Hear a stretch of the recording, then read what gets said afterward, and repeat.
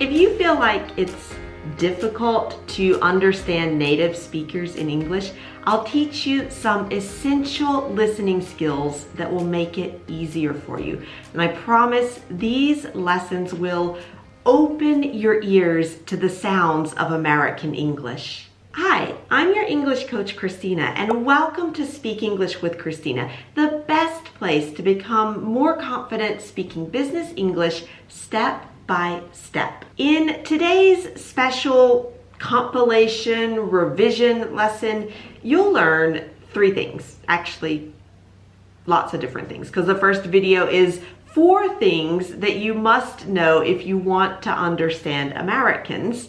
You'll learn also why certain sounds disappear at the end of the words and how you can catch them better in conversations. And you'll also discover the flap T, and I'll explain what that is in the lesson. So if you don't know, be sure to watch it, but it's absolutely essential if you want to understand Americans. Are you ready for this? All right, then open your ears and let's go. I have a fun topic for you. Real American English, the things your American friends and colleagues say to each other, not the proper, correct English of school books, but the real stuff, so you don't feel so lost in conversations with a group of Americans. When we Americans are talking to each other, it sounds fast to you because we don't articulate every word. And I think everybody does this in their native language. But since you're learning English, it sounds fast to you. And like there's no break in between the words. So you read, what do you, but you hear either what'ya, or whatcha. Read the sentences here and listen to the way that they sound in spoken English. What do you want to do tonight? What do you want to do tonight?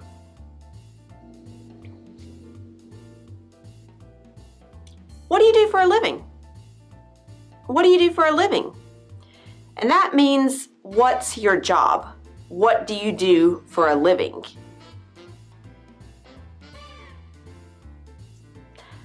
What you want for dinner? What you want for dinner? Listen next time you hear Americans speak. Whether it's in real life or on TV, you'll hear what'ya and whatcha.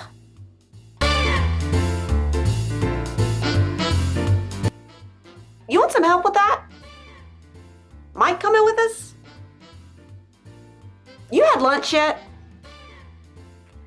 Did you notice that in all of those examples, the auxiliary verbs do, be, and have were missing? To be grammatically correct, you would say, do you want some help? Is Mike coming with us? Have you had lunch yet?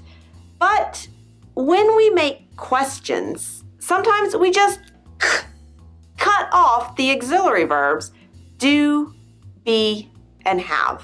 And here are a few more examples of correct questions and what you'll hear in the real world. Do you have a problem? Or, you have a problem? Are they leaving tomorrow? Or, they leaving tomorrow? Have you eaten yet? You eaten yet? Or, as we say in the South where I'm from, jeet yet? Yep, that unidentifiable sound, jeet yet, means did you eat yet? Good luck.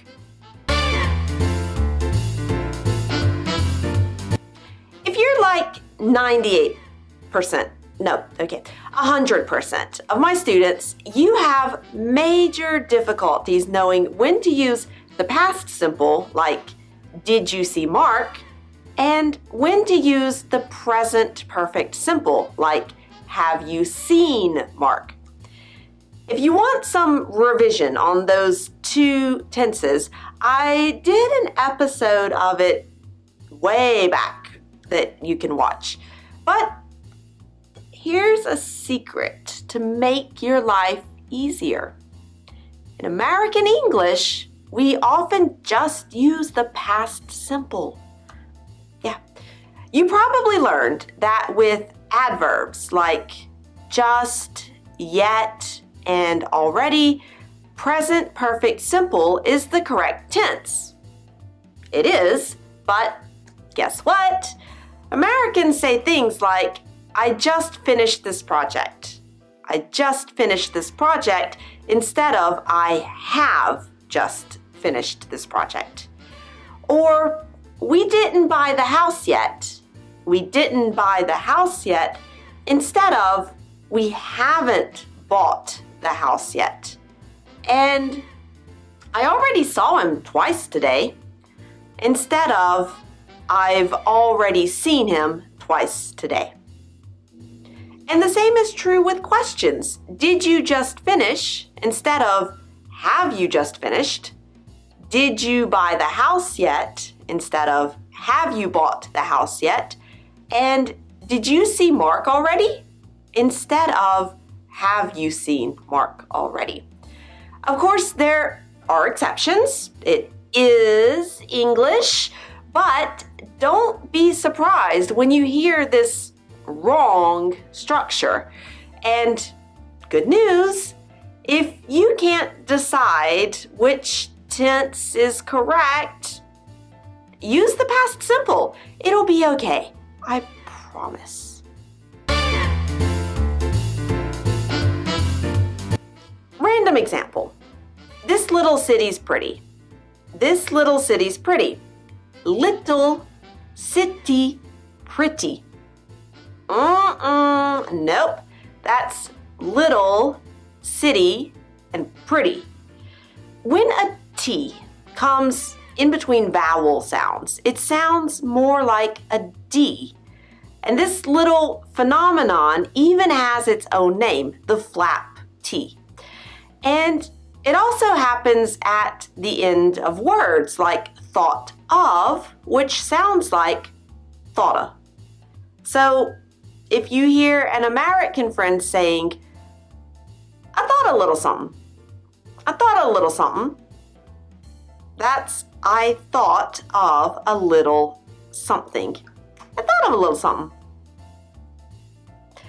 And this D sound is also in numbers like 30 and 40 or 30 and 40.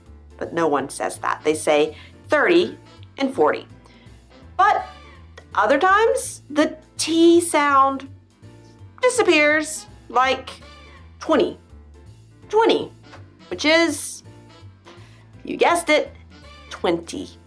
Hey, if you learned something in that first lesson, let me know by subscribing to my channel and giving this video a thumbs up. That was super cheesy, but that's okay.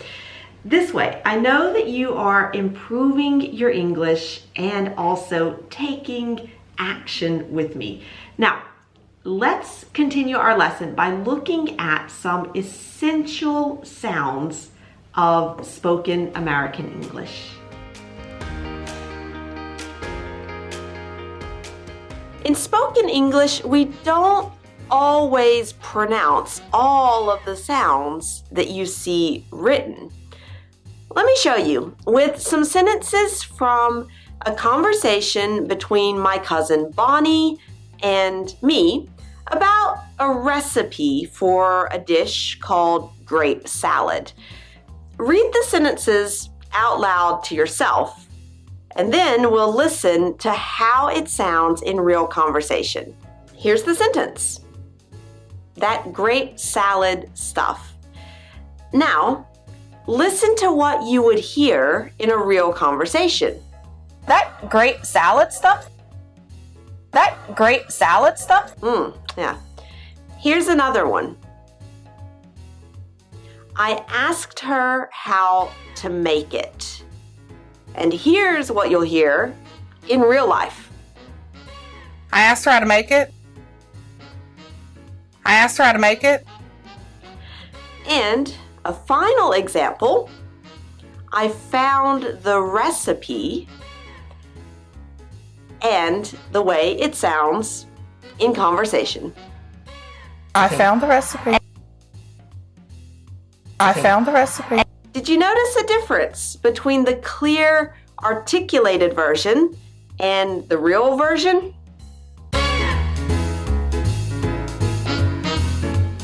When you read the written expressions, you are probably careful to articulate the final consonants of words like that, asked, and found. But in fast conversations, you won't always hear the final sounds P, T, and D. It's too much effort to say that grape salad stuff, so we just throw it out there like that grape salad stuff, that grape salad stuff. And it's not being lazy, it's actually a real phonological phenomenon with a fancy name, elision.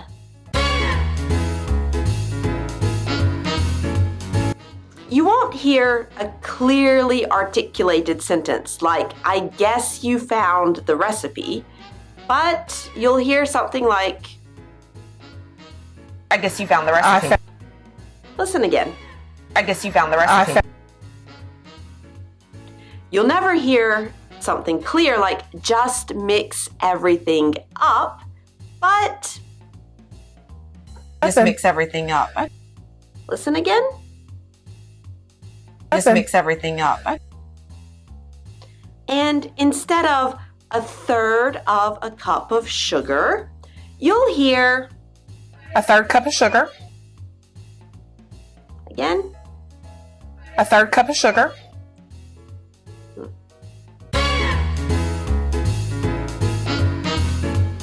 For all of you who like nice, neat rules in English, I'm sorry, because there are no rules that determine when these sounds disappear all the time. In the conversation, Bonnie and me, we talk about vanilla extract, an ingredient in the recipe. And sometimes we drop the sound completely, like extract, extract. But sometimes we just cut the sound short, like we half articulate it.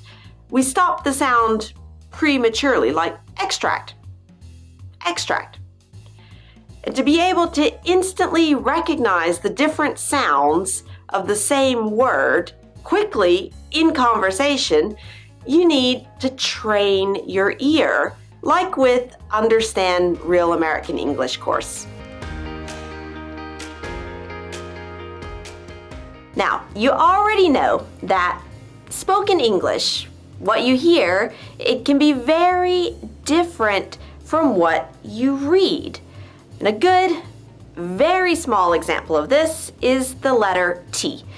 Now, sometimes it sounds like a T, but sometimes it sounds like, well, listen to this example and tell me what sound you hear. In a small little town for a NATO base in Germany. Let's listen again with the subtitles this time, and you see the letter T, but what sound do you hear? Listen. In a small little town for a NATO base in Germany. In a small little town for a NATO base in Germany. And by the way, that was my old friend from college, Colleen, talking about her life as the daughter of a military officer. When she was a kid, she lived in lots of different places in Europe. Lucky her.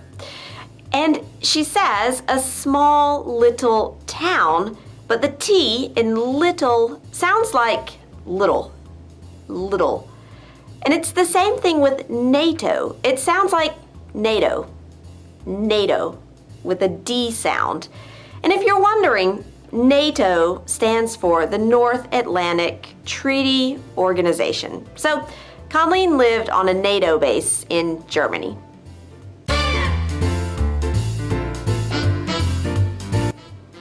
We'll see a short extract from my conversation with Colleen, and then we'll zoom on some specific parts. But for now, just listen to the extract and don't worry if you don't catch everything. There are no subtitles for now because, well, real life doesn't have subtitles, and we're working to train your ear. But the full transcript is available at ChristinaRebuffet.com. Now, let's watch this video. Okay, yeah, so like you had been to Spain before, but as a kid. Yes, and then you don't like appreciate it when you're that little. You're just like, whatever. Yeah, right. You're just like, yeah, I just live here, so whatever. Yeah, right. And so, like, where all did you go? Oh wow. Like when you were over there. France. Of course, Germany. Yeah. Because that's where you lived. Yes. Yeah. Well, I lived in Germany, and then I moved to across the border because it's like right on the border of the Netherlands. I'm sorry. And then I lived in Maastricht for 2 years. Okay. Yeah, right. Sorry. Okay, so France, Germany. I traveled to Italy. I traveled to Hungary. I traveled to Czech Republic. Yeah. And then, I did a Mediterranean cruise. So sorry, where we stopped in Greece and Malta and Ephesus, Turkey. Okay. Right. So you went like all around. Yeah, pretty much. Listen to the phrase twice without subtitles and see, 1, if you can understand it, and 2, if you can hear the D sound where you would read a T. Listen. I traveled to Italy. I traveled to Italy. Okay, now let's see it and hear it. I traveled to Italy. I traveled to Italy. So we don't say Italy, but Italy. Italy. Now, let's hear this in the context of the conversation. Okay, yeah, so like you had been to Spain before, but as a kid. Yes, and then you don't like appreciate it when you're that little. You're just like, whatever. Yeah, right. You're just like, yeah, I just live here, so whatever. Yeah, right. And so, like, where all did you go? Oh wow. Like when you were over there. France. Of course, Germany. Yeah. Because that's where you lived. Yes. Yeah. Well, I lived in Germany, and then I moved to across the border because it's like right on the border of the Netherlands. I'm sorry. And then I lived in Maastricht for 2 years. Okay. Yeah, right. Sorry. Okay, so France, Germany. I traveled to Italy. I traveled to Hungary. I traveled to Czech Republic. Yeah. And then, I did a Mediterranean cruise. So sorry, where we stopped in Greece and Malta and Ephesus, Turkey. Okay. Right. So you went like all around. Yeah, pretty much.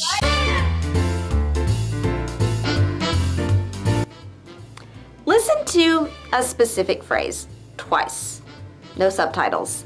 Can you understand it? But they're pretty good at making the difference. Now let's see the subtitles and hear it. And notice how I pronounce pretty like it's spelled with a D instead of a T, like pretty. Let's listen. But they're pretty good at making the difference.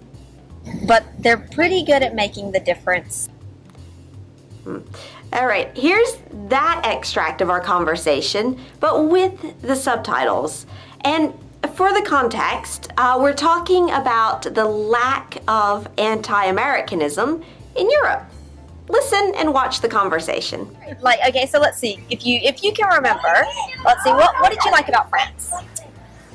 Well, I liked it because the people were nice. Yeah. And like in America, like some people were like, oh, the French hate Americans. Yeah. But from my experience, they were super nice to me, especially when I was like, where am I? Yeah. They were like, do you need help? And I was like, sure. Yeah. And like, well, I think maybe like people don't like American foreign policy or like American government policy, but they're pretty good at making the difference between like the official stuff and then like the people who are just people and they're traveling, so they want to discover your country. And, yeah. Okay. So what about Italy?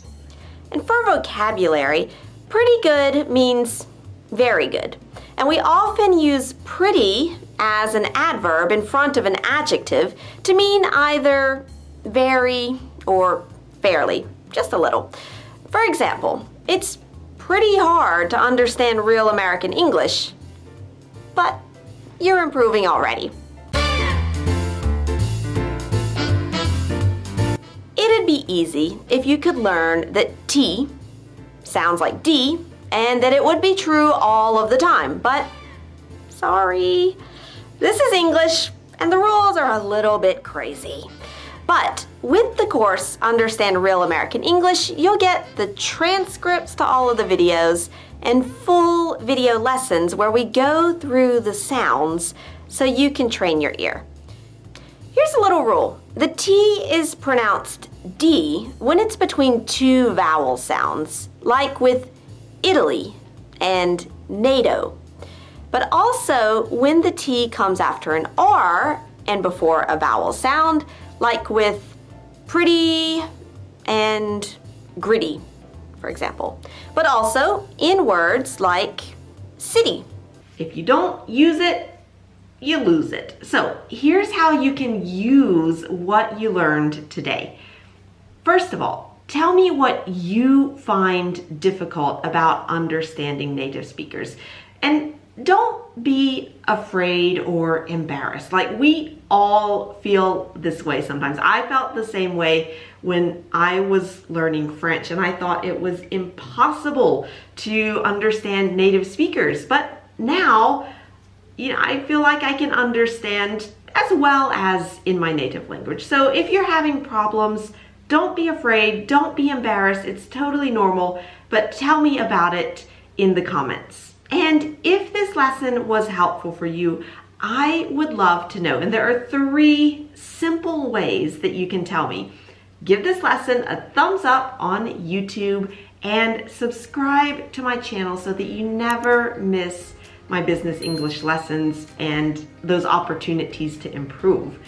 You can get my course, Understand Real American English, where I teach you how to understand Americans when they speak fast, in a very structured, step-by-step way. And you can watch the next lesson to test your listening skills with some challenging comprehension exercises. Again, thank you so much for improving your English with Speak English with Christina.